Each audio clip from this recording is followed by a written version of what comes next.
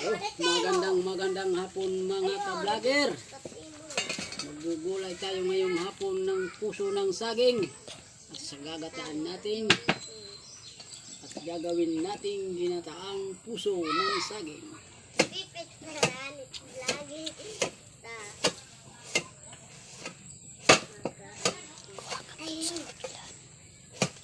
Ito ang pinakamasarap na ginataang puso ng saging mga ka-vlogger.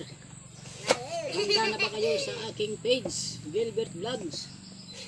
Paki-like and follow and share.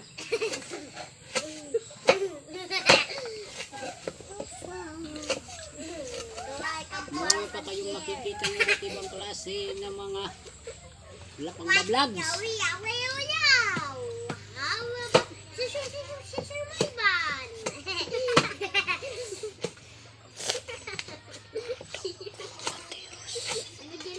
Siway pagkuha na kinakikasiwa. May man.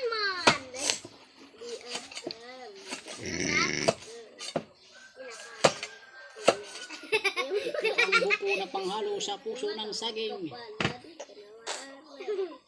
2 piraso.